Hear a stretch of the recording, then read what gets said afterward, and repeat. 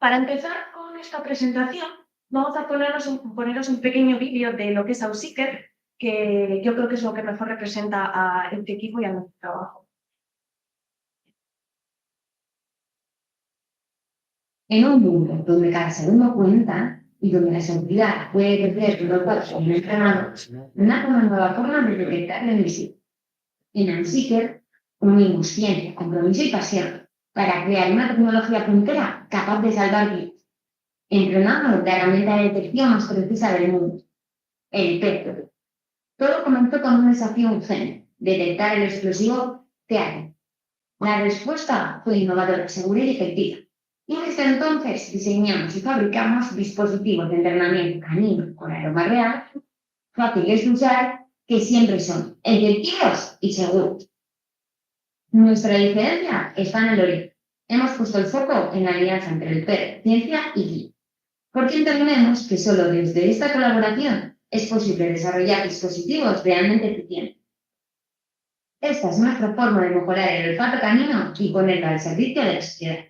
Trabajamos con una tecnología patentada que combina nuevos materiales, el conocimiento de los compuestos orgánicos que conforman el aroma, los box, instrumental analítico de alta gama, tratamiento de datos multivariante basado en el Machine Learning y la química verde.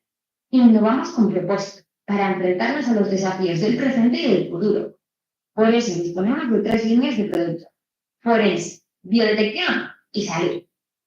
Detrás de esta tecnología hay valores que nos definen: innovación constante, seguridad, precisión científica, compromiso con las personas y sostenibilidad. Nuestra misión es conseguir una sociedad más justa, segura y con mayor calidad de vida, superando distintos problemas gracias a la detección olfativa. Por eso contribuimos a conseguir 8 objetivos de desarrollo sostenibles. Desarrollamos soluciones que traspasan fronteras, porque cuando entrenamos esta nariz, protegemos muchas vidas. Así, por un futuro seguro.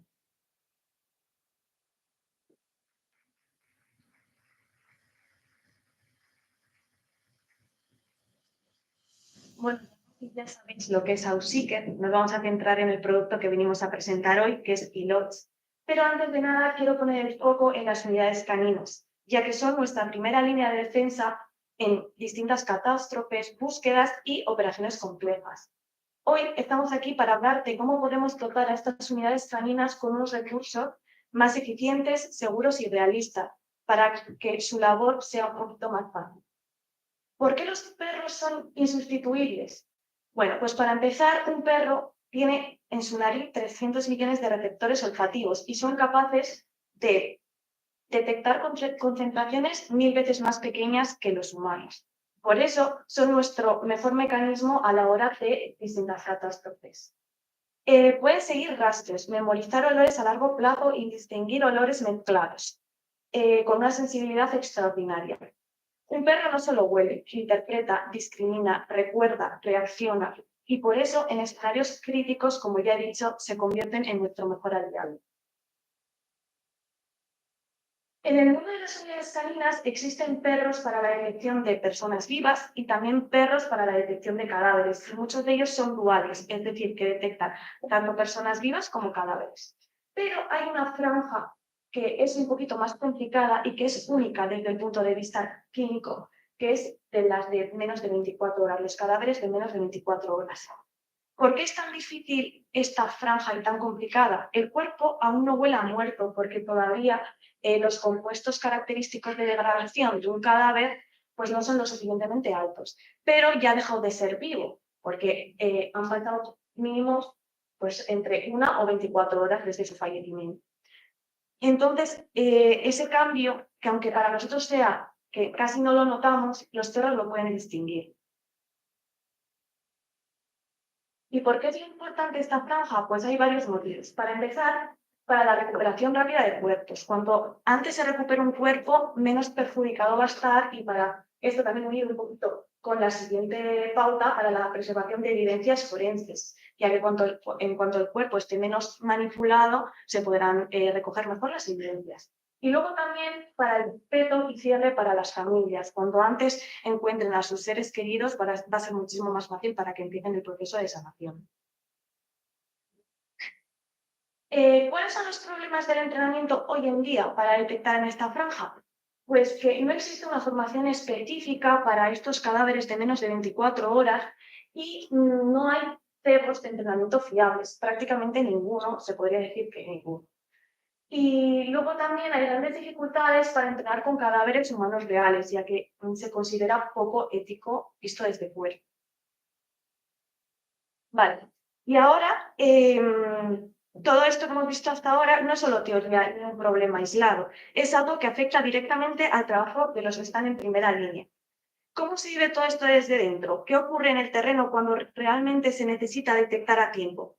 Para responder a esto, hemos querido dar voz a quienes lo enfrentan día tras día, las unidades caninas. Nos acompañan hoy don Josmi Turregui, jefe operativo de la Unidad Canina de la Artrencha, don Sergio Quintana, agente de la Unidad Canina de la Policía Foral de Navarra, don Iván Enrique, formador especializado en busca de personas vivas, muertas y restos humanos, doña Susana Izquierdo, presidenta de la Escuela Española de Salvamento y Detección con Perros, don Daniel García, representante de Scan Canine, y por último tenemos también con nosotros, aunque en formato online, a don Francisco Salvador Miguel, inspector jefe de la Policía Nacional. Y me podéis acompañar todos.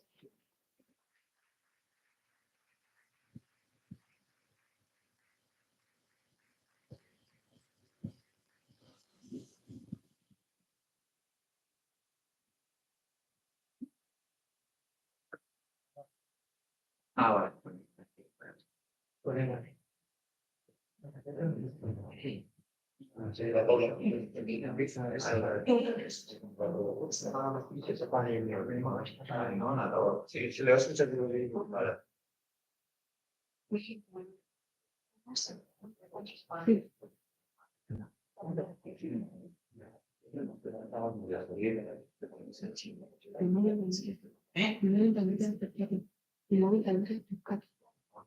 ¿Qué?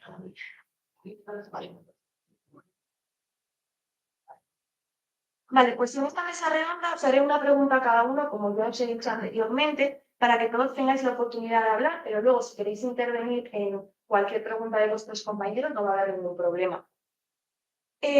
Joshua, empiezo contigo. ¿Qué papel juegan hoy las unidades caninas en la localización de personas desaparecidas o fallecidas?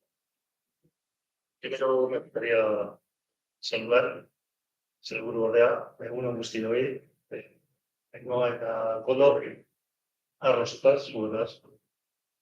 Eta universidadeko zauzen guztioi, eta beste guztioi lankidei, eta denoi.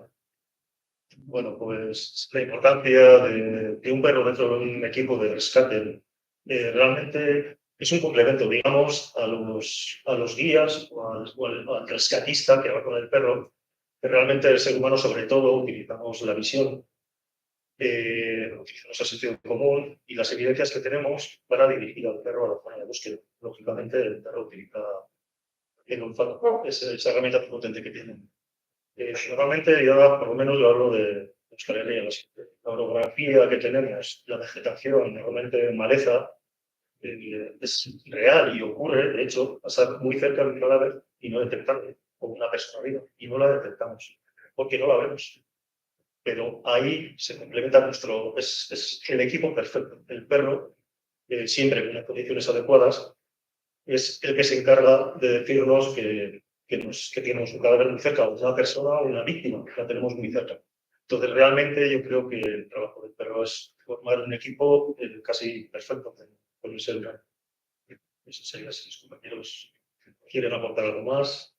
Sí, eso es. No sé si alguien quiere aportar más en esta pregunta o continuamos con la siguiente. Lo que dice Josu es que el animal es una herramienta más, pero que duda cabe que pues, si en la orografía que dice Josu, tanto de grandes áreas como en escombros, como nosotros, claro, no podemos ver por debajo de un escombro un caserío que se ha caído, cualquier cosa y tal. Y el perro, el foco de olor, ese foco de olor que emite el humano, pues no lo puede detectar, ¿no? Es una ayuda y es una herramienta que está ahí y que muchas veces es indispensable.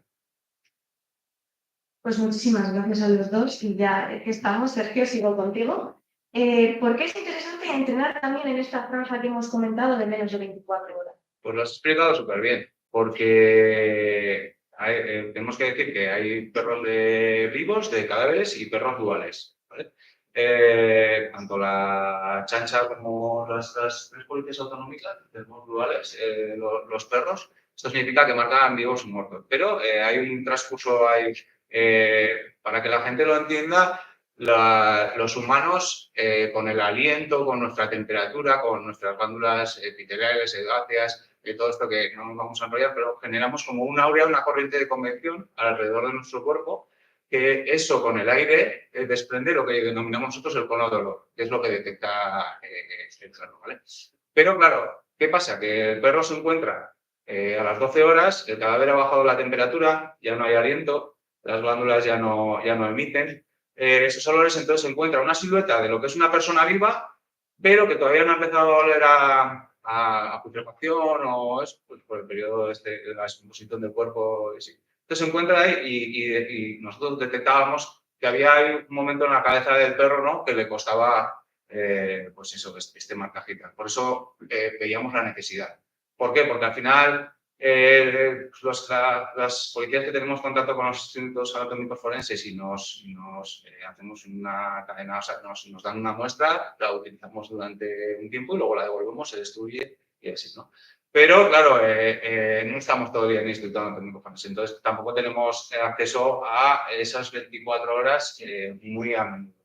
Entonces, claro, luego no es lo mismo trabajar con una muestra pequeña que luego el cadáver en superficie, que a los perros les llama mucho más la atención. Y entonces, bueno, pues este era un apartado en el que teníamos ahí unas deficiencias y tal, y pues nos viene súper bien poder acceder a esta teoría, ¿verdad? Vale, pues muchísimas gracias. Si alguien quiere aportar algo más o... No, es decir, que bueno, que ellos trabajan con perros duales y claro, entre que lo que está vivo depende del lugar o depende y pasa al cadáver y queda un residual que los perros duales, pues que casi sea más fácil. Pero el perro que solo tiene metido cadáveres le va a costar mucho más porque sigue habiendo un residual de humano. Y tú estás acostumbrado a trabajar con muestras muy antiguas, con un olor a putrefacción. Nosotros pensamos, no, cuanto más huele, mejor para entrenar, ¿no? Pues claro, estamos dejando de lado el periodo este, que es muy importante, que son las primeras 24 horas. Vale, pues Iván, desde vuestro punto de vista, ¿qué nivel de dificultad tiene entrenar a un perro para detectar restos humanos en fases muy tempranas de descomposición, como hemos dicho en estas 24 horas? Sí, bueno, lo que veníamos diciendo, en la fase post-mortem hay muy pocas partículas volátiles, no es como cuando está llamada en esta descomposición, que tiene mucho más olor y huele más. En fase post-mortem es mucho más complicado. Al haber estas pocas partículas de olor, realmente no tenemos nada con lo que podamos entrenar. Tenemos que utilizar pseudo-olores que se entrenan de manera química, que no es real, y siempre tienes que empezar a trabajar desde una fase de descomposición más avanzada y ir acercándote poco a poco a la fase inicial, que es la que menos duele. Pero realmente también, entre que es difícil de obtener, también de manera ética y legal, y luego pues, lo que hemos comentado, el tema de partículas de olor, es muy complicado hacer la fase más difícil, por la que al perro más le cuesta detectar esta presencia de partículas de olor, tanto de descomposición como de persona viva. Es una fase muy difícil. Claro, si es una etapa muy concreta, que al final el perro le cuesta más. Si alguien quiere aportar algo en esta pregunta, no paso a la siguiente. Vale, pues Daniel, siendo de Valencia, esta situación de la Dala te ha tocado muy de cerca. ¿Qué problemas habéis tenido a la hora de detectar estos cadáveres recientes? Hablando primero de las primeras 24 horas, tampoco hubo búsquedas caninas en sí. Todo pasó por la noche y nos levantamos por la mañana. Y es que tampoco, en los siguientes días tampoco hubo activaciones. ¿Por qué? Porque ten en cuenta que había momentos que estábamos con 3.000 desapariciones. O sea, aquello era, luego se iban descartando, iba apareciendo la gente, no había comunicaciones, no había nada. La primera traba que teníamos era el llegar a los sitios. ¿Vale? Una vez teníamos ya, estamos acostumbrados a que haya un desaparecido, una zona, te haces tu planteamiento de búsqueda, vas a buscar a una persona posible, tal, pero aquí es que había gente que aparecía a 70 kilómetros, cadáveres que se desplazaron 70 kilómetros, ¿qué buscas ahí? Entonces, hasta que me iba pasando el tiempo y la información que iba llegando era más veraz y se iba viendo lo que era más real, no había búsqueda en sí. Íbamos un poquito como pollo sin cabeza. Vamos aquí a ver lo que hay. O mi vecino no está, y tal, y empezabas a buscar garajes. Pero claro, hasta que no se sacaba todo el agua del garaje, dentro de los garajes está lleno de gasolinas, aceites, y luego la otra etapa, pues eso, el lodo, animales muertos por todos lados, había que discriminar. Es muy importante el trabajo de discriminación de animales vivos. Hemos hablado antes con los compañeros, supermercados con carne, carnicería. Entrabas ahí y aquí en teoría todo a cadáver, pero el perro bien entrenado tenía que descartar lo que era. De ahí la importancia de trabajar con productos buenos o con reals, porque si estás entrenando con cerdo, el perro te va a marcar una costilla de cerdo. Y más si llevas 7 días, 10 días trabajando, el perro no se ha premiado, el perro está cansado, trabajas bajo presión, trabajas con... entonces, el perro te va a marcar lo que está entrenando, que es cerdo. Bueno, no es lo mismo que alguien perdido en el campo, que ahí no te vas a encontrar nada. Claro, sí. Y bueno, un poco relacionado con eso, igual para todos, que la mayoría también habéis estado en la Dana, supongo. ¿Creéis que si no hubiese habido estos problemas de, pues, eso de restablecer comunicación o estos problemas que hayan sido más no de detectar personas, cadáveres en este caso, desde el primer momento, ¿creéis que hubiese habido problemas en el caso de detectar los cadáveres? Si hubiese sido la prioridad, lo primero que tenéis que hacer en ese momento es detectar los cadáveres. ¿Hubiese habido algún problema, creéis, con las minas caninas? ¿O qué problemas creéis que habrían sido los minas? Es una herramienta, pues, son Superman. Quiero decir, si hay medio metro de lodo encima de arcilla, no hay vapores, no sale nada, el perro puede pasar por encima y no detecta. Tampoco vamos a poner aquí, eso quiere decir que el perro es una herramienta muy buena, pero allí en Valencia se daba esta casuística de que había mucho lodo, todo tierra de naranjos, todo eso, bueno, los ríos que se desbordan, todo eso se convirtió en un fango que si tenías la suerte de que el cadáver estuviese en semisuperficie o un brazo le saliera, lo primero que tiene que haber es olor. Si no hay olor, el perro no lo detecta. Lo segundo, tienes que poder llegar hasta el sitio. Si no hay carreteras, no puedes llegar hasta el sitio. Una vez que nosotros tenemos ya todas las condiciones, pues claro, pues, está claro que el perro está entrenado para eso y son muy eficientes. Vale, perfecto. Y ahora, Susana, para ti, ¿qué impacto podría tener un cebo que genere el olor de cadáveres recientes en los entrenamientos? Un cebo como el que vamos a presentar hoy. A ver, desde nuestro punto de vista, como escuela que imparte formación para los guías de perros de salvamento en todas sus disciplinas, es importante tener un cebo seguro que nos permita no solamente hacer una discriminación efectiva por parte del perro, sino además que pueda ser utilizado en diferentes entornos con diferentes propósitos. Entonces, todo esto es importante porque nos permite tener mucha más flexibilidad y no depender de pruebas o muestras forenses para la realización de determinados ejercicios, etc. Entonces, tiene un valor añadido el hecho de poder utilizar este tipo de muestras y únicamente pues, la posibilidad esa de realizar comparaciones además y tener aislado un tipo de dolor y poder utilizarlo específicamente dentro del entrenamiento de los perros. Perfecto, sí. Y para los demás, si queréis aportar algo del tema de cebo, para vosotros, ¿qué punto de vista tenéis sobre las ventajas que tendría en vuestro caso? No, de hecho es correcto. Hay que tener en cuenta que el olor humano es el malo, pero el olor a cadáver es un olor que está en constante evolución. Nunca es igual. No es igual ahora que dentro de 10 minutos. No es igual aquí que en Valencia, con la humedad, la temperatura. Entonces, estás enseñando a buscar al perro algo que va evolucionando, que va cambiando siempre. Es un olor que es vivo, que está vivo. No es como buscar droga o buscar explosivo, que es siempre el mismo olor. Entonces, es muy difícil meter todos los rangos de... Y luego lo que ha dicho el compañero. No es lo mismo trabajar con una muestra de 10 gramos que trabajar con un cuerpo de 90 kilos. Si te la haciendo dolor, muchos factores. Creo que... Luego, claro, en el trabajo que realicéis vosotros, en ese muestreo de, vamos a imaginar, 100 personas, ahí se seleccionan pues, lo que entra en este entorno. Por eso, ¿no? Y es una muestra de la población que tenemos, pues en este caso en Vizcaya, si se ha hecho, o sea, puede entrar un niño, puede entrar una persona de color, puede entrar porque es que las razas, o sea, una mujer que está con el periodo, o sea, hay tantos componentes, ¿no? El cadáver que ha entrado bueno, pues que se ha arrojado, que se ha precipitado desde un piso, entonces entra diferente. Entonces, ese abanico de olores, ¿no? que realiza este muestreo, pues claro, abarcamos mucho más que nosotros en el día a día, eso no lo podemos programar, ¿vale? No decimos, mira, necesito una muestra de... ¿Dónde se ha puesto? Ha sido Salvador Online, que lo que te hablo Salvador. Vale. Bueno, ya me entendéis lo que quiero decir, ¿no? Nosotros nos levantamos la mano y decimos, queremos una muestra de un niño que sea oriental, que tal, pues no podemos, tenemos de lo que entra y así. Entonces, claro, en este muestreo de muchas personas, pues se asigna un poquito pues, a la población, en este caso que es probablemente la de Vizcaya y la de Navarra sean muy similares. De ahí la importancia, ¿no?, de este cebo para estas unidades caninas. Para nosotros sería imposible trabajar con todo ese abanico de olores y tener un cebo disponible que encima es muy cómodo utilizar, que es fácil, sencillo, portátil.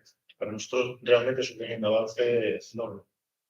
Yo me quedaría sobre todo con la estabilidad del olor. Siempre vamos a estar exfundiendo el mismo olor, va a ser siempre la misma, sabemos el rango exacto y no nos va a afectar si se ha cogido la muestra en verano, como puede ser en Cataluña, a 35 grados, o podría ser en invierno a 2 grados, sino que siempre vamos a trabajar con un rango de olor exactamente la misma y no va a haber ningún cambio. Y eso a día de hoy sí que es cierto que no hay nada por lo que puedas entender de esa manera.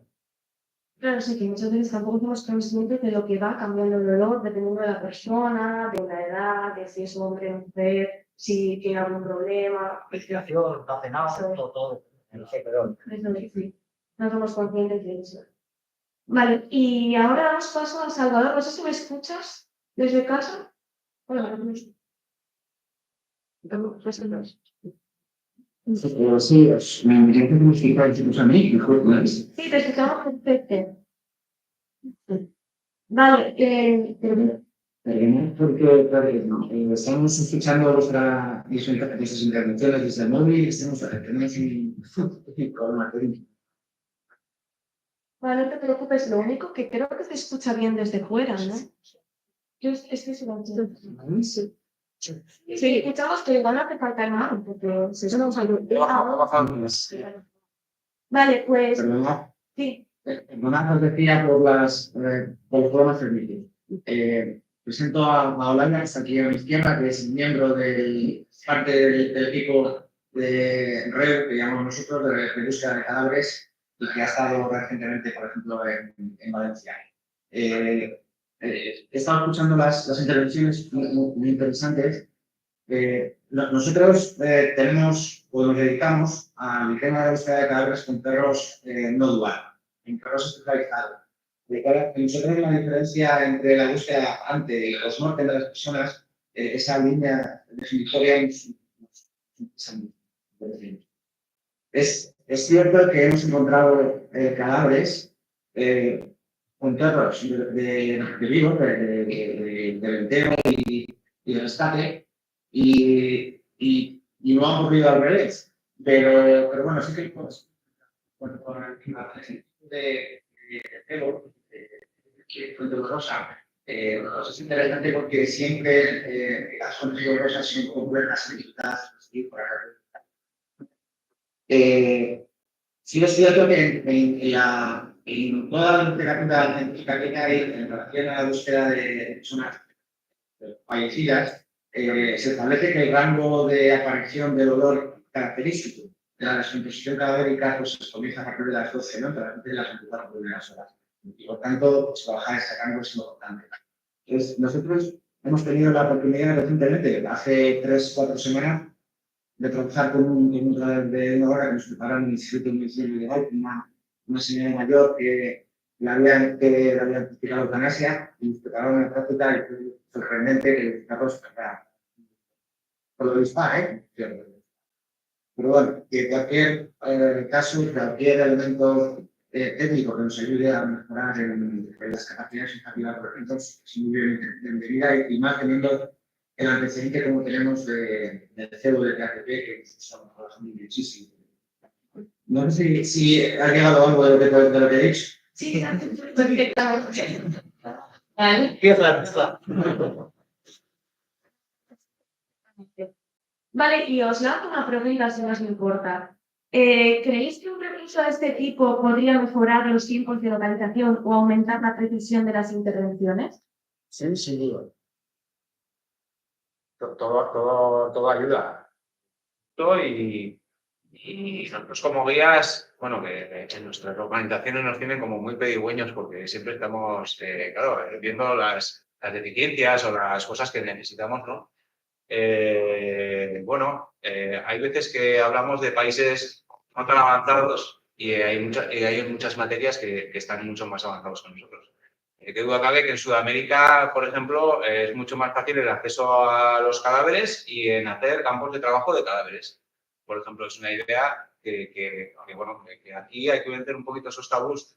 O igual, incluso, muchas veces yo digo, ese apartado de los cadáveres donados a la ciencia, ¿por qué no entrar a un punto, ¿no?, en el que entramos los guías caninos y cuando dicen un campo de cadáveres es, pues me invento, coger X piernas o extremidades, por ejemplo, de las amputaciones o no, y sembrar pues con una semana de antigüedad, con 2 semanas, para que cuando nos pasen catástrofes de este tipo, los guías caninos esos estemos mucho más avanzados en este aspecto, ¿vale? Y podamos decir, pues mira, aquí mi perro no lo voy a meter porque o necesitamos una excavadora que mueva el terreno o lo que sea, ¿no? Entonces podemos hacer estudios que puedan corroborar que un perro a una profundidad de medio metro de profundidad detecta con una antigüedad de X tiempo, ¿vale? Igual la primera semana, como en cadáveres sumergidos, se sabe que hasta las 3-4 semanas, según la temperatura del río, pues el olor del cadáver no empieza a fluir a la superficie. Entonces, bueno, pues ahí da un top para quien quiera recoger el guante, que está muy bien este cebo, está genial, y lo utilizaremos. Y eso va a ser una herramienta que nos va a venir de maravilla, pero que se pueden hacer muchas más cosas. Genial. Una cosa que está muy bien, que me gustaría añadir, que sería lo que conseguimos con la eficacia del perro, a mejorar la eficacia del perro, porque nuestros perros están acostumbrados a buscar así con la boca abierta, no tienen necesidad de cerrar la boca y usar la nariz, son partículas volátiles, huelen bastante y van con la boca abierta buscando. Cuando tenemos un cebo o algo así que huele tan poco y como hemos comentado antes salen tan pocas partículas de olor, el perro tiene que aprender a cerrarnos la boca y a utilizar más la nariz. Por lo tanto, el perro se vuelve más fino a la hora de buscar. Por lo tanto, lo que hacemos es mejorar. Cuando estamos en un campo de escombros, el perro puede hacer una primera pasada con la boca abierta, que es lo normal, y luego ves que empieza a cerrar la boca y empieza a meter lo que es el morro, el hocico, en los agujeros y empieza a trabajar de manera más fina. Por lo tanto, con esto, al haber tan poco olor, ganamos en mejora y en eficacia del perro. Sí, es muy importante también para definir. Y Salva, tú en tu caso, ¿crees que un recurso de este tipo, la misma pregunta que le he dicho a los compañeros, podría mejorar los tiempos de localización o aumentar la precisión de las intervenciones? No te he escuchado, no te has escuchado bien, perdona. Vale, sí, no te preocupes. ¿Me oyes ahora? El móvil. Ay, el móvil. ¿Me escuchas, Salva? ¿Salva? ¿Tienes el... Ah, vale. Vale, vale, eso, que ¿creéis que un recurso de este tipo podría mejorar los tiempos de localización o aumentar la precisión de las intervenciones? Sin duda ayudaría. Igual no soy yo la persona más indicada para hablar de esto, porque es cierto que aunque nos activan cuando hay emergencias o catástrofes naturales, como en el caso de la Dana, o en el reciente también terremoto de Marruecos, afortunadamente no son los servicios que más nos activan. Nosotros, los de cadáveres, sobre todo trabajamos con las unidades de investigación en casos de homicidios y asuntos de este calado, que tienen una dinámica de trabajo diferente. O sea, nosotros cuando nos activan, los cadáveres están ya en una fase avanzada de descomposición sabéis que la descomposición se divide en 4 fases, pues hemos llegado a hacer servicios en la última, la reducción esquelética, pues buscando ya simplemente pues, los huesos. Entonces, no soy igual la persona más indicada para responder a esta pregunta, pero es cierto que ha dicho ahora uno de los miembros de la mesa que bajar las cantidades, aumentar la exigencia inquisitiva, olfativa del animal, ayuda sin ninguna duda a realizar una sistemática de trabajo mucho más eficiente para cualquier tipo de búsqueda. Nosotros, como sabéis, hemos utilizado vuestros celos vuestros celos de TATP en París, de los Juegos Olímpicos, como hemos ido ahí con las policías de todo el mundo, que hemos hecho prácticas conjuntas de explosivos de TATP y han resultado, bueno, que tenían mucha demanda de montar prácticas para todos los guías, para todos los equipos K9 de todos los países, porque por eso precisamente. Asegurándote la fluento olorosa, que tienes un elemento fetéreo que no ocurre con los productos químicos, tienes que hacer un dogma de fe de cuál es su composición, que son secretas, por supuesto, y tienes que hacer un dogma de fe, sabiendo que los simuladores de olor como vuestros celos tienen la fluento olorosa adecuada, pues entrenar de esa manera te hace reducir las variables que pueden hacer naufragar en la práctica con el perro y evolucionar en el aprendizaje. Vale, genial, pues muchísimas gracias. Y ya para ir cerrando esta mesa redonda, os lanzo una última pregunta a todos.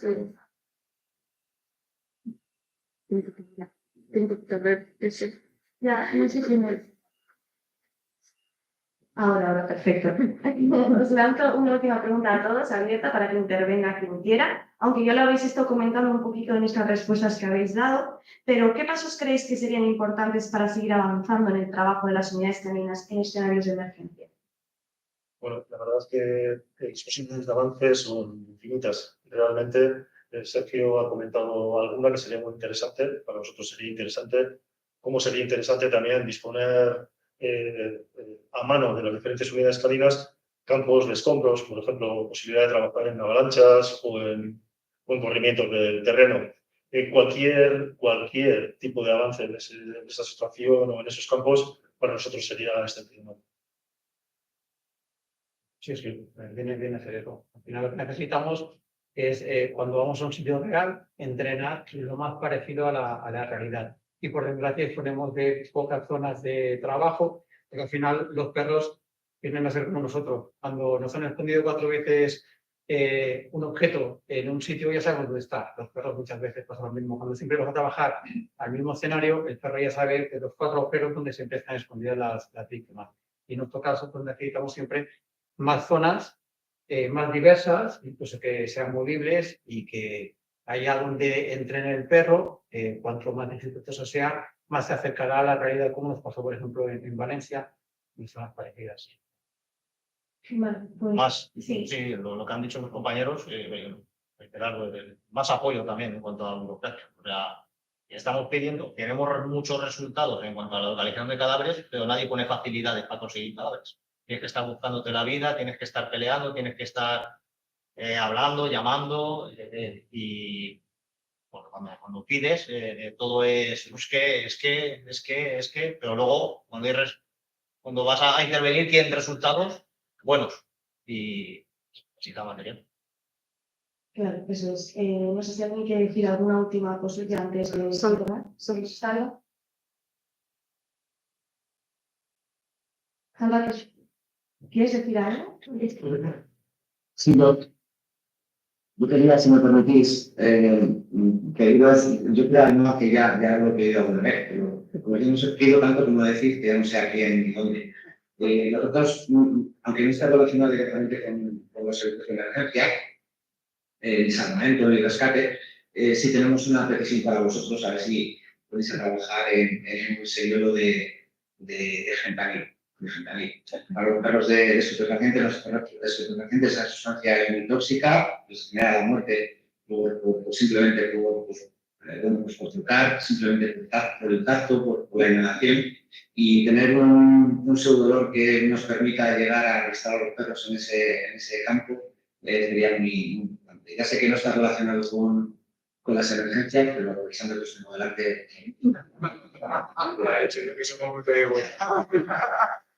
Pues justo es uno de nuestros próximos retos, ahí estamos intentando conseguirlo, o sea que recogemos tu petición porque estamos en camino de intentar conseguir algo. Vale, pues si nadie quiere aportar nada más. No, yo quería solamente dar las gracias a Auxiliar por el esfuerzo y por la innovación, y porque creo que todos nosotros trabajamos en unas disciplinas u otras, no ya en el salvamento, sino en todas las disciplinas de detección nos enfrentamos a escenarios que implican un riesgo importante para el perro durante el entrenamiento, por el tipo de sustancias que se pueden tener que manipular, y por el propio riesgo en sí de escenarios, etc. Entonces, pues creo que más o menos está todo dicho, pero evidentemente, pues os auguro, si lo hacéis bien, un buen futuro y muy próspero, y sobre todo, pues eso, que muchas gracias por la iniciativa.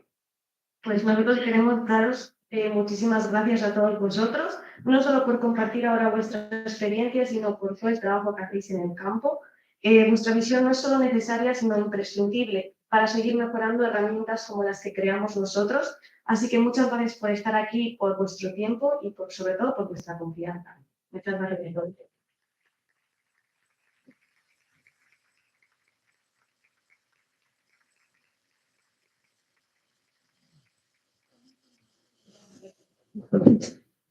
Y muchas gracias a ti, Salva, también por estar de manera online. No sé si me escuchas. Vale. Genial, pues muchísimas gracias a vosotros también.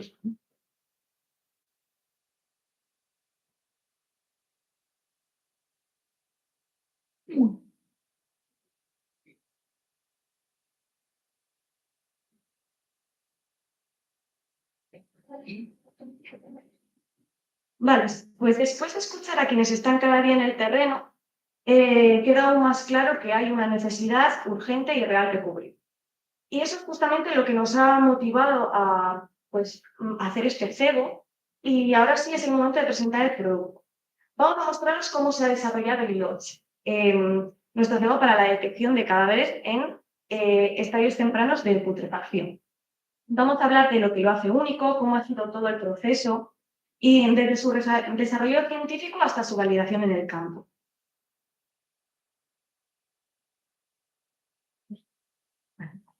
ILOTS es un proyecto completo que, como decimos nosotros, va desde el campo al campo, pasando por el laboratorio. Todo comienza en el campo, donde se identifica un problema real como lo que nos acaban de compartir las unidades caninas, pues en este caso la falta de entrenamiento para estos tipos de cadáveres de menos de 24 horas. Desde ahí se recogen las muestras reales también. Esas muestras se analizan en el laboratorio, donde se desarrolla un producto efectivo, seguro y fácil de usar. Y finalmente ese producto vuelve otra vez al campo, donde es validado por estas mismas unidades caninas que nos han dicho que tenían esa necesidad, y con perros en escenarios operativos. Y para hablar más a fondo de este desarrollo técnico-científico del producto, tenemos con nosotros a dos personas clave en este recorrido. Ambos son químicos, investigadores y piezas fundamentales dentro de este equipo multidisciplinar. Han estado involucrados en el proyecto desde las primeras ideas hasta la validación del producto final. Gracias a su trabajo, hoy ILOT es una realidad funcional. El doctor Luis Bartolomé y el investigador predoctoral Diego Pardina.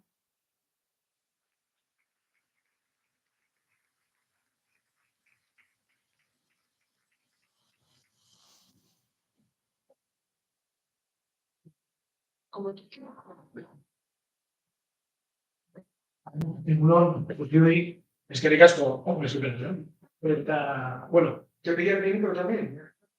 Bueno, a dos. Voy a poner, me parece que lo pongo aquí, sí. Bueno, pues sí, bien. Que en las próximas diapositivas, tanto Diego como yo vamos a intentar explicaros un poco todo el desarrollo tecnológico que ha habido debajo de lo que es el cebo que hoy vamos a presentar. Os tengo que decir primeramente que desafortunadamente para nosotros, a nosotros nos encanta trasladar ciencia. Ahora mismo nos encontramos justamente en queremos validar científicamente este producto y protegerlo. Entonces no vamos a poder entrar en mucho detalle, que es algo que no nos no nos gusta como científicos y que sabemos que incluso a vosotros, las unidades caninas que estáis, agradecéis mucho la información, pero creemos que vamos a ser suficientemente detallados para poder daros la información tecnológica suficiente. En principio tenemos que decir que el desarrollo tecnológico no fue relativamente sencillo, precisamente porque recogimos un poco lo que han empezado o lo que habéis escuchado aquí en la mesa redonda. Recogimos un poco las características, las premisas que desde las unidades caninas nos devolvían para decir cuándo un cebo para ellos iba a ser garantista de poder, en este caso, encontrar cadáveres humanos de menos de 24 horas. Nos solicitaban que fuera aroma real, ya lo habéis escuchado, que tuviera un carácter universal, o sea, que los perros entrenados a través de este cebo detectaran cadáveres humanos de menos de 24 horas, indistintamente de género, de edad, de condiciones físicas, de pautas médicas anteriores del fallecido, de incluso pautas habitacionales, de hábito. Tercera parte, que fuera seguro. También se ha comentado que los perros, ya sea en el uso, ya sea en la conservación, en el transporte, que sea un cebo que se pueda utilizar de forma segura. Cuarta característica casi era una condición sine qua non, era que fuera innovadora. Ya hemos hablado de que en esos momentos no había un cebo para entrenar a detectar cadáveres de menos de 24 horas, por lo tanto tendría que ser innovador. Pero además nosotros recogimos el testigo para darles bien una pequeña diferencia con respecto a los cebos en general que hay ahora mismo disponibles en el mercado. Y por último, que fuera ético, ya también no solo el polo, sino toda la investigación que se desarrolla.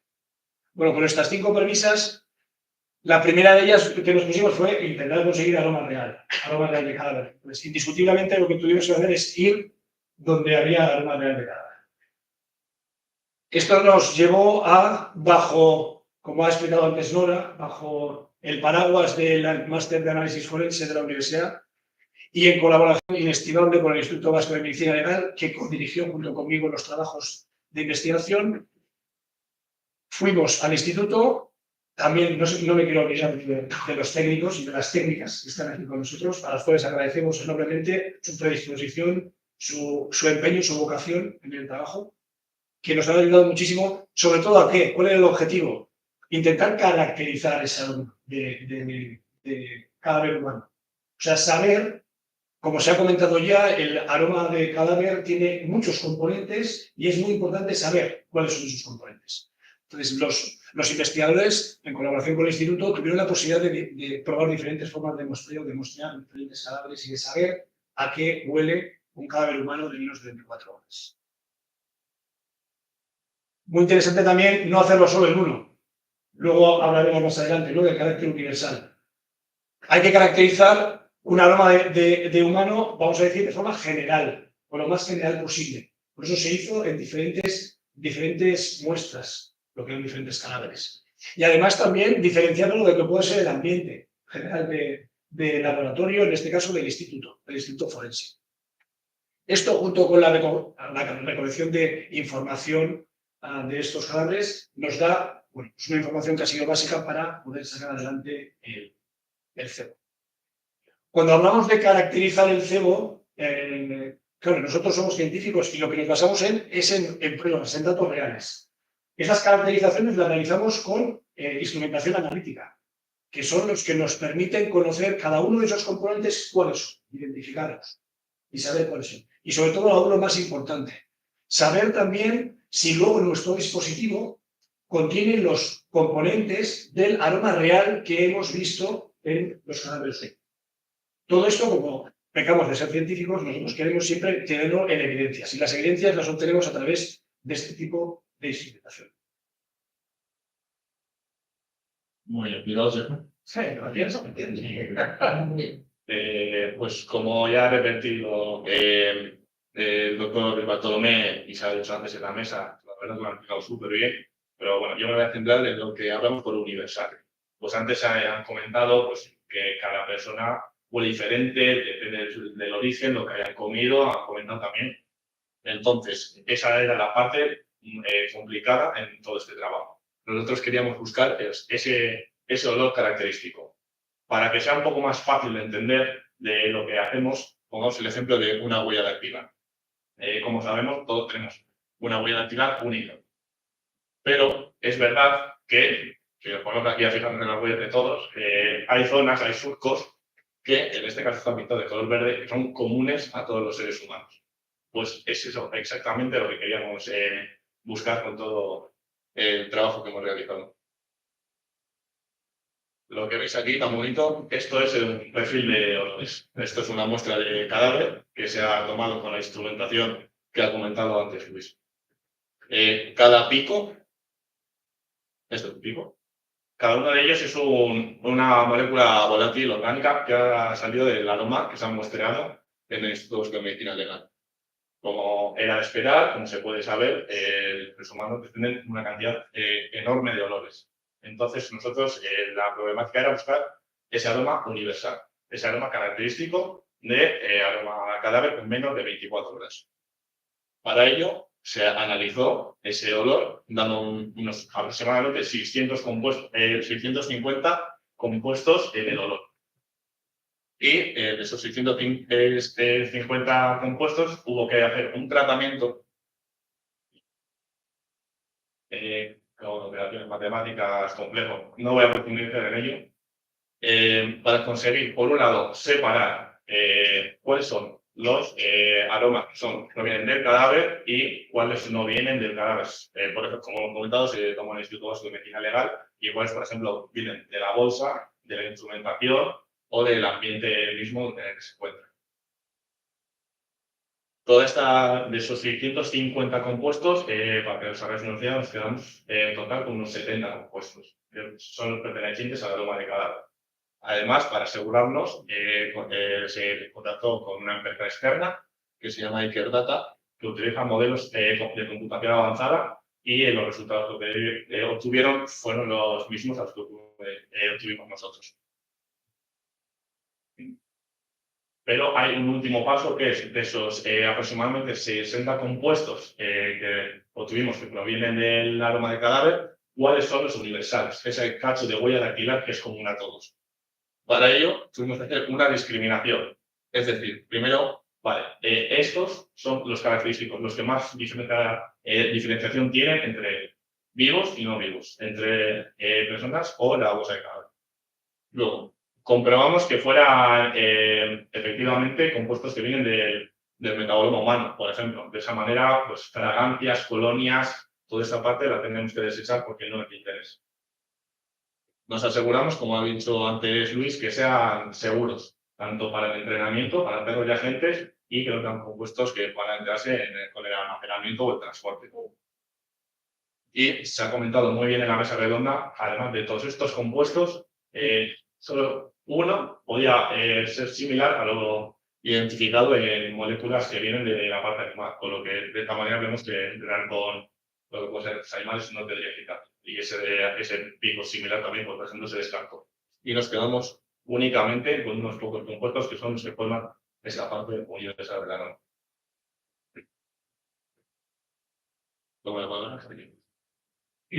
Una vez que hemos llegado a tener un dispositivo que tiene el aroma real de cadáver y que tiene ese carácter universal y es seguro, la parte final es el tema de innovación.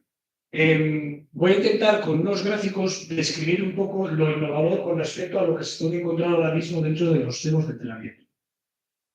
También se ha hablado aquí en la mesa del tema de los cebos. Si ahora entendemos que el aroma que nosotros queremos determinar de cadáver humano de menos de 24 horas tendría un perfil oloroso como el que podemos ver a la izquierda, con una serie de componentes A, B, C, D distintos. El entrenamiento con pseudos es un poco lo que vemos aquí a la derecha.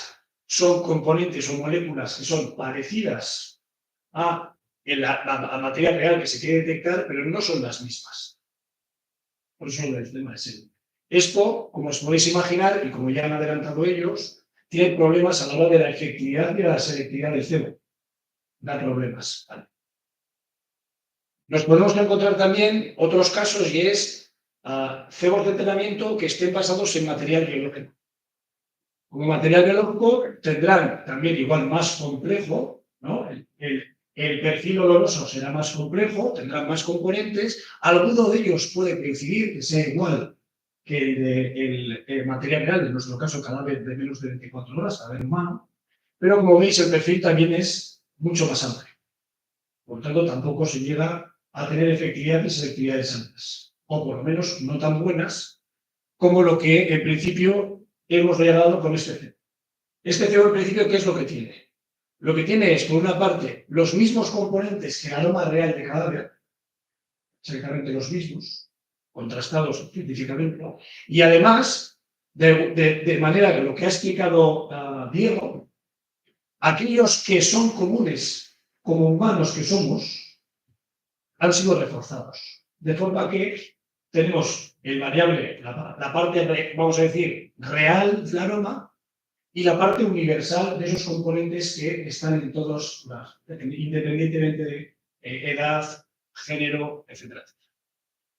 Esto ya no solo, la innovación ya no es solo, vamos a decir, en el ámbito de cadáver de menos de 24 horas, sino que también es una innovación con respecto a los cebos que habitualmente se encuentran ahora disponibles. O sea, este tipo de tecnología no es muy habitual, ya no solo el entrenamiento de cadáver.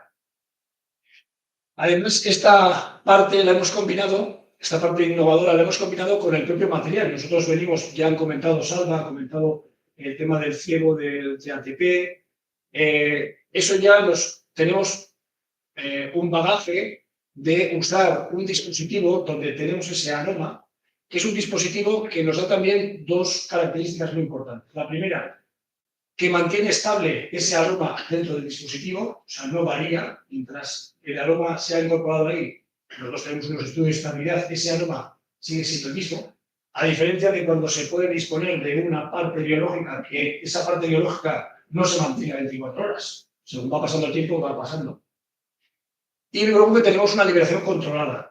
Este material libera controladamente, no libera de forma inmediata o puntual el aroma, sino que lo hace en un tiempo, lo que permite también que una vez que está abierto puedan entrenarse los perros.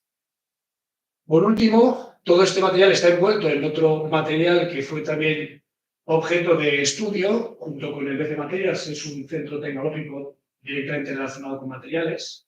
Sí, lo tenemos por aquí. Bueno, sí, súper primicia. La verdad es que parece sencillo, pero realmente la tecnología algunas veces lo más sencillo luego engloba tecnología bastante costosa a nivel de desarrollo, quiero decir. Ya veis, la bolsa, la parte exterior sería ese material que ha sido seleccionado que es muy importante en el ámbito del aroma, que no aporte ningún aroma y que no permita que absorba ningún aroma mientras está conservado aquí. ¿Vale? Y luego que no exista también temperaturas. Hoy encima nos va a venir muy bien porque el entrenamiento o el test que haremos después va a ser justamente en unas condiciones bastante interesantes. Bueno, como veis, recalco, al final el cebo ha cumplido, a nivel tecnológico, ha cumplido un poco todas las premisas iniciales con las que iniciamos el proyecto. Si no me equivoco, hasta aquí. ¿Sí?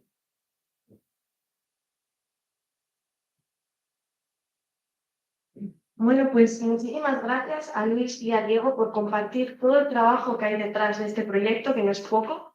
Y sin duda, esto sin un punto de vista químico no se hubiese podido hacer. Así que muchísimas gracias por vuestro trabajo.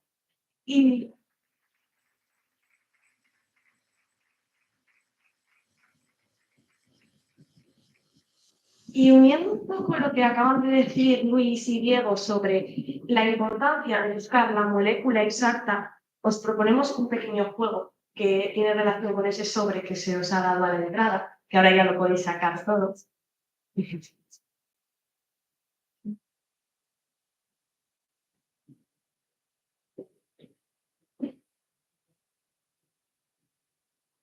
Este juego lo que va a hacer es ver esto que acaba de explicar Luis de una manera mucho más acercada a la que nosotros conocemos, sí, se podría decir.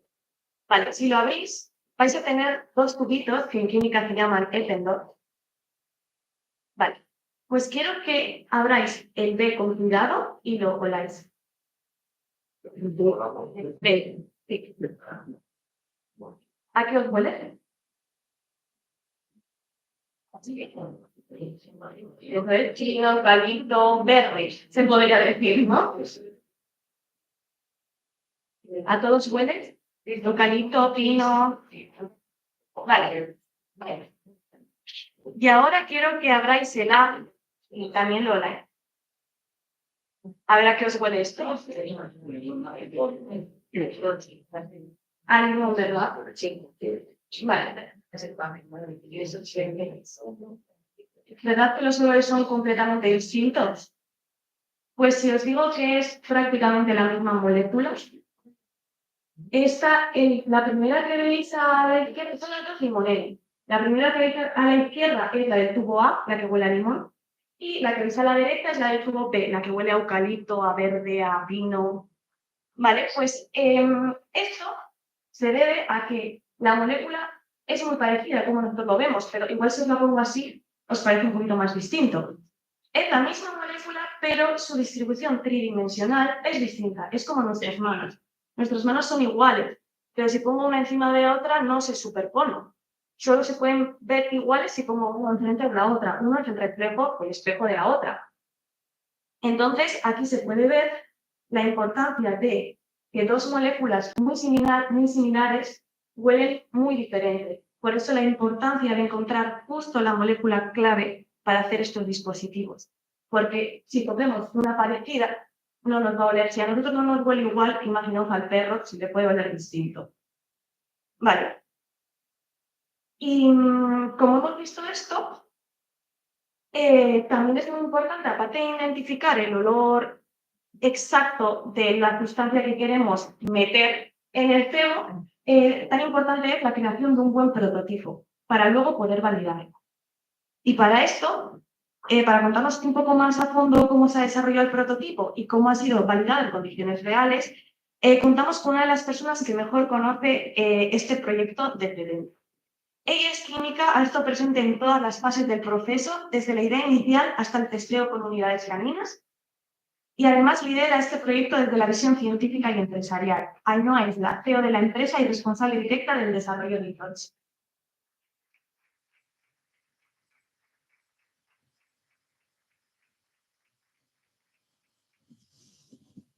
Bueno, voy a contar un poco, yo creo que la parte más bonita de todo el proyecto. O por lo menos para mí, ¿no? Perfecto. Vale, nosotros, con toda la tarea que han tocado Chesco, Luis y Diego, sacamos un prototipo de laboratorio con las moléculas claves, ¿no? Como ha dicho Paula, tan difíciles de encontrar. Y tenemos un espectro, pues como antes el perfil olfativo que os he enseñado yo, ¿no? Y eso es muy bonito, pero eso no sirve de nada si luego los perros no lo detectan correctamente. Entonces, todo lo que pasa por el laboratorio se lleva al campo, otra vez. Y es ahí donde lo tienen que marcar, lo tienen que señalar, porque los protagonistas son ellos. Al final, todo el desarrollo que hacemos es una alianza entre perro, ciencia y guía. Y sin esa alianza no podríamos conseguir ni la mitad de los resultados buenos que conseguimos. Eso por una parte. Entonces, nosotros, todos nuestros perros, primero se validan. Intentamos validarlo con perros que hayan sido entrenados a detectar exactamente el objeto, la molécula diana, la sustancia que tienen que detectar. En este caso, cadáveres de menos de 24 horas. Vale, sabemos que actualmente no hay perros que se detectan o que se entrenan exactamente para detectar esta franja. Pues entonces, hemos buscado los perros que, por X razones, sí se han encontrado con un cadáver en estas franjas, que son, bueno, pues los protagonistas realmente del día de hoy, que han participado en la mesa y que luego también les vais a ver después, ¿no? Y, bueno, pues hicimos... Primero hicimos varias pruebas, porque una vez creamos los prototipos se llevan al campo. Probamos, miramos, mejoramos todo lo que hay que mejorar para potenciar su olfato, para que sean más selectivos, para que marquen mejor. Esas pruebas se hicieron, bueno, un total de 39 pruebas con diferentes perros en diferentes escenarios, campo abierto, almacenes, garajes, porque sabemos que hay que probar en diferentes circunstancias. También en temperaturas diferentes y en humedad, porque como vosotros sabéis mucho mejor que yo, el cono de olor cambia muchísimo con estas circunstancias. Hoy, luego nos vamos a enfrentar, yo creo que a la circunstancia más extrema que nos hemos enfrentado, así que será un reto. Temperaturas muy altas, pero también mucha humedad. Y bueno, y todas las pruebas se han hecho, tanto en punto a punto como búsqueda libre, dependiendo de lo que trabaja la unidad. Si la unidad trabaja en una circunstancia, pues libre, para poder conseguir los resultados más realistas posibles. Y cuando ya tenemos el prototipo elegido, el último cebo se vuelve a validar. Pero esta sí que sí, eso tiene que ser con perros que sí se han encontrado a circunstancias específicas de menos de 24 horas. Y la verdad es que estamos muy contentos con los resultados porque, como podéis ver en pantalla, se ha detectado correctamente la mayoría de las veces. Y es la selectividad. Y la especificidad es las veces que se ha discriminado frente a otra sustancia, que puede ser el soporte donde se deposita, los viales donde solemos llevarlos para poder hacer las pruebas en el campo, el plastiquito que os he enseñado antes, Chesco o cualquier otra cosa que queramos meter, cuando de bien se ha discriminado frente a ellos. Se ha probado con diferentes perros, de edades, sexos, razas diferentes, pues bueno, como se hacen todas las pruebas de validación que vosotros conocéis. Y también hemos hecho un estudio de estabilidad, porque no es solo importante que en las pruebas funcione, sino en qué condiciones funciona. Eso es bastante clave, ¿no? Igual que hemos dicho que era clave saber lo de las 24 horas, saber si la molécula es mano derecha o mano izquierda, ¿vale? Pues también es importante saber las condiciones de uso y lo que hemos visto es que en este tema en concreto la temperatura afecta muchísimo. Entonces, en menos de 25 grados el uso puede ser más prolongado, pero máximo hemos determinado media hora. Abrir, usar y cambiar, básicamente. Como ha comentado antes Chesco, el soporte es clave de todo este desarrollo, porque es capaz de absorber olores y desenvolverlos de forma natural sin que manipulemos, porque toda manipulación que metamos mano puede contaminar la muestra y ya podríamos estropear todo el funcionamiento.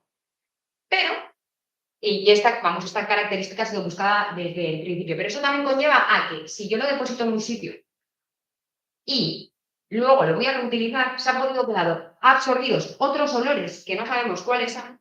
Y si luego reportamos al perro como que eso es lo que tiene que marcar, probablemente le estemos reportando a que detecte cadáver plus no sabemos qué. Entonces no recomendamos que se lo utilice. Por eso es el motivo. Y también hemos hecho un estudio de estabilidad encerrado, a ver cuánto tiempo se conserva sin abrir. Hemos hecho un estudio, siempre lo hacemos en tres formas. En temperatura ambiente no de lo que tenemos hoy en la calle, 20 grados más o menos, nevera y congelación. Y los resultados han sido muy buenos en los tres, se puede conservar de las mismas formas. De momento solo lo hemos conservado un mes, porque este estudio, bueno, es que esto es la primicia total, está recién salido del horno, no llevamos más tiempo desarrollándolo. Está activo y en los próximos 2 meses se volverá a hacer, 6, un año, ¿vale? Y según vaya pasando el tiempo, pues podremos ir viendo cómo se conserva. Y bueno, pues claro, va muy bien que los cebos sean súper buenos, pero hay que poner mucha énfasis en lo realmente importante que es el entrenamiento y donde todos vosotros sois al final los verdaderos protagonistas y los que sabéis. Nosotros solo os habilitamos la herramienta, pero creemos que solo el cebo no es suficiente, sino que también tenemos que habilitar otras cosas. Por eso, nosotros no comercializamos los cebos, sino comercializamos los kits, que incluyen 6 de los cebos, a ver si puedo con todo, que son estos de aquí, os los paso para que los veáis, luego los vais a ver en acción, pero bueno, así los podéis copiar. Pero también llevan 6 blancos, que es exactamente solo el soporte, sin las moléculas guían las características del olor a cadáver, para que se puedan discriminar y comprobéis claramente que los perros tienen asociado el olor a cadáver y no es. Además de unas instrucciones que son muy fáciles. Abrir y listo, no tiene ninguna complicación. Y unas cinchas para manipular, evitando el contacto directo con las manos. Vienen 2. Las azules para los blancos, las verdes para los cebos, que es el color corporativo. Y listo. No tiene ningún misterio más. Bueno, después de todas las cosas que han comentado con los compañeros, a la hora de usar es bastante fácil. Y es que era un poco lo que buscábamos. Queríamos que tuviera aroma real, que fuera universal, que un perro entrenado con nuestros dedos puede ser capaz de detectar un cadáver de una persona de aquí de Bilbao, que una persona de Marruecos, que de Australia, mujer, hombre, enfermo que se toma, yo qué sé, insulina, que pueda detectar todas las franjas, que sea seguro. Eso es muy importante. Seguro en el entrenamiento, tanto para perros como para gentes. No hay que olvidar que esa siempre es una de nuestras máximas. Seguridad ante todo. No solo el olor que desprende, sino también el soporte, que no es tóxico ni genera ningún daño. ¿Qué más? Ético. Bueno, pues no usamos directamente los cadáveres. Tiene aroma de cadáver real, pero sin otros problemas éticos que podrían derivar. Efectivo y selectivo, ya hemos visto los resultados, pero no quiero recargar eso, sino quiero que luego lo veáis, que seguro que algunos ya habéis visto algunas pruebas que antes han estado grabando para las teles y demás, pero para que veáis cómo funciona. Fácil de usar, abrir y ya está. Y innovador pues, por todos los componentes que han explicado antes mis compañeros. Al final es un producto tecnológico que se ha creado por y para el trabajo del campo, con la mayor rigurosidad científica para vosotros. Porque sabemos que entrenar a un perro es muchísima responsabilidad, no es una cosa solo ética, es que al final tenéis en vuestras manos al instrumento de detección más preciso del mundo. Entonces, las herramientas tienen que estar a la altura y por eso hoy os hemos presentado.